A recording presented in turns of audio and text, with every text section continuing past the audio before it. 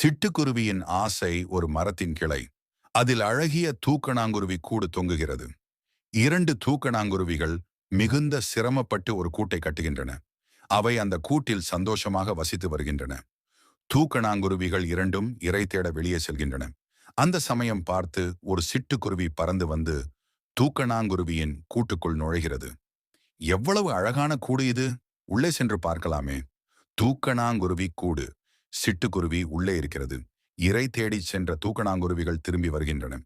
தன் கூட்டுக்குள் ஒரு சிட்டுக்குருவி இருப்பதை ஒரு தூக்கணாங்குருவி பார்க்கிறது.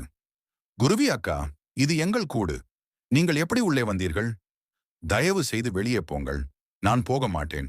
உன்னால் முடிந்ததை பார்த்துக்கொள். இனிமேல் இதுதான் என் வீடு. தூக்கணாங்குருவி கூடு. சிட்டுக்குருவி உள்ளே இருக்கிறது. தூக்கணாங்குருவி வருத்தத்துடனும் யோசனையுடனும் அங்கிருந்து பறந்து போகிறது. சிட்டுக்குருவி ஆணவத்துடன் கூட்டில் உட்கார்ந்திருக்கிறது. என்ன செய்வது? இந்த குருவி போக மறுக்கிறதே. திடீரென்று ஒரு பெரிய தூக்கணாங்குருவி கூட்டம் பறந்து வருகிறது. ஒவ்வொரு குருவியும் தன் அழகில் ஈரமண்ணை கொத்தி வந்து கூட்டின் வாசலை கொஞ்சம் கொஞ்சமாக அடைக்கின்றன. சிட்டுக்குருவி செய்வதறியாது திகைத்து உள்ளேயே மாட்டிக்கொள்கிறது. என்ன இது? இவர்கள் ஏன் கூட்டின் வாசலை அடைக்கிறார்கள்? என்னை வெளியே விடுங்கள். அடைக்கப்பட்ட தூக்கணாங்குருவி கூடு. தூக்கணாங்குருவிகள் கூட்டின் வாசலை முழுவதுமாக அடைத்துவிட்டு பறந்து போகின்றன.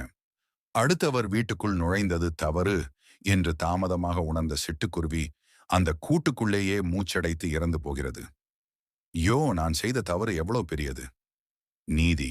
அடுத்தவர் பொருளுக்கு ஆசைப்பட்டால் இதுதான் கதி. இது போன்ற கதைகளுக்கு கதைகள் ஆரம்பம்.